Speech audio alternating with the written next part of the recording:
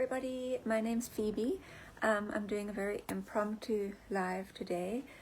I said I'd do it and then I suddenly realized, oh my god, I have a client, so I'll try and keep it short, and it's just kind of off the cuff. I have written a few key words that I should remember so that I don't go off on too many tangents, because I can do that. So yes, I'm Phoebe. I am a coach. I'm a lifestyle management coach, and I work with Herbalife as well. So I have my success, confidence, and lifestyle management coaching business, and now I'm a wellness coach with Herbalife, and it's amazing that I can merge the two, because health is a passion of mine, as is helping people. So today I wanted to speak about mindset and weight loss.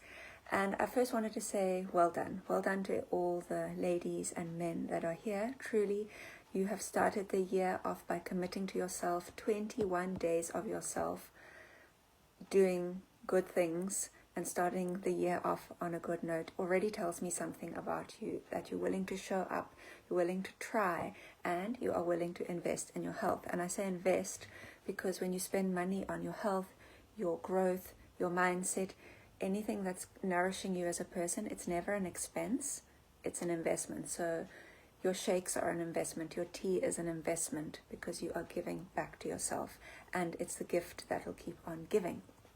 Same as if you hire a coach, for whether it's for your business, for your mindset, for whatever it is, for your relationship. This is an investment, it's not an expense. So it's very important also to shift that mindset. And many people wait for the perfect time, and you didn't. You just started. You didn't say, oh, January's so busy, I think I'll do it later, let's just ease into January. No, you said, let's just do it. You started anyway, and that really matters. So give yourself a pat on the back. So yes, now we'll talk about mindset and weight loss, because weight loss is not just about food, it's about mindset. And that is one of the biggest things I want you to remember, because you need to look at how are you speaking to yourself. How are you responding when things aren't perfect? Like if you have to go to an event, or you stand on the scale and the number's not showing you something you want to see, or whatever the situation is within this weight loss journey for you that's not perfect. How are you responding, and how are you speaking to yourself? And then another thing to look at is, do you just quit after one off day, or do you gently come back and carry on? Because I think that's also very important. Because if your mindset is going to be, oh, it's all or nothing, I have to cut out all these things, or I have to lose 100 kilos, I'm using big numbers on purpose, your weight loss is going to be exhausting. But if your mindset is progress over perfection, then your weight loss is going to be sustainable. So you need to really look at that. The next thing I wanted to talk about was slip-ups, reframing slip-ups. And that goes back into, how do you come back after one off day? How are you speaking to yourself? It's very important that if during these 21 days, normally I speak at the end of a challenge, so it's quite nice to be right in the first week, that during these 21 days, if you missed a workout, let's say you said you wanted to work out 4 times a week or 3 times a week or whatever it was, or you wanted to drink 3 liters of water, and maybe you ate something that was off plan, or you don't feel motivated, it doesn't mean that you failed. It's not the end of the world. It means that you're human. So maybe your old pattern is, you say, oh, I messed up. What's the point? Okay, fine, I'll start again on Monday. But maybe a new pattern, and this is the mindset stuff that I want to help you with, is, okay, well, what happened? I ate 2 kilos of jalebi. That's me. Literally 2 kilos, not just a few. Once ordered jalebi to the house, and I don't know why I bought 2 kilos of freaking jalebi, because if it's in the house, I'm going to eat it. That's why I keep sweets and stuff out the house. And I ate all 2 kilos. But I then can say to myself, okay, that happened. I ate 2 kilos of jalebi. What's my next big choice, or best choice? Not big choice, best choice. Because that shift alone is a powerful one. Okay, you didn't have your shake in the morning, and you went out with your friends and you ate this and that, and You veered off track one day. It's not the end of the world. What's the best choice you can make for yourself today? Well, it's dinner time.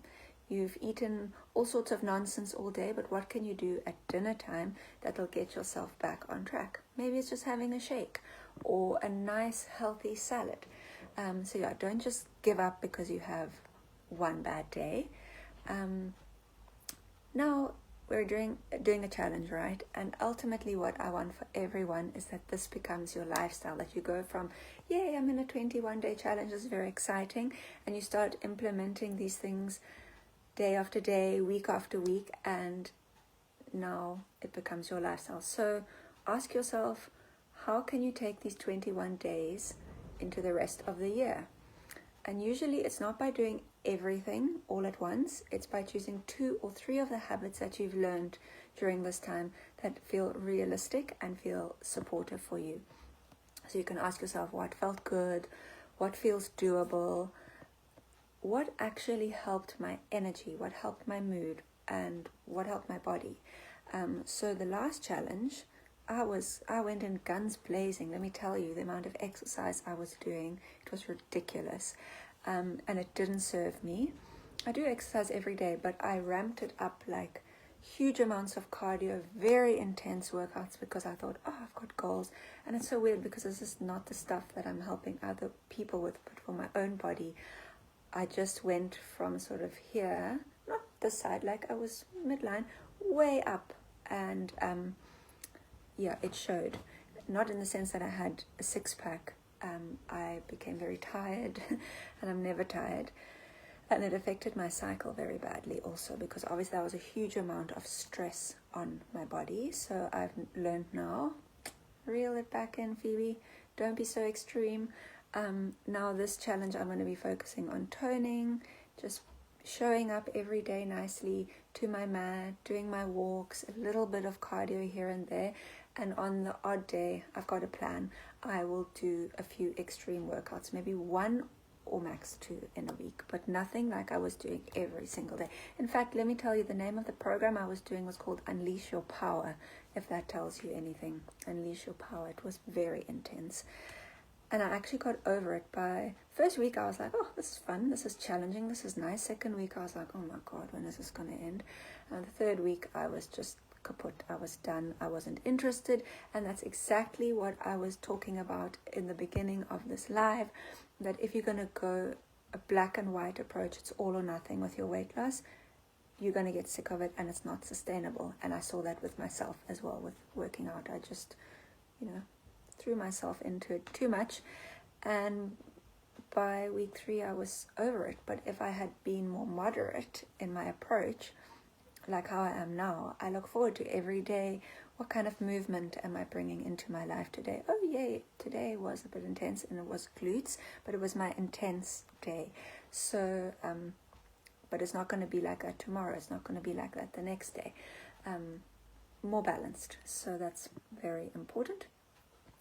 Now, looking at the habits that you think might serve you, you can ask, maybe it's drinking more water. That's something that's definitely increased in my life since starting these challenges, and I am daily getting my 3 liters. And in fact, I started a water challenge with my coaching community. So people on my newsletter, I said, join me, let's get 3 liters in every day. So that's keeping me accountable.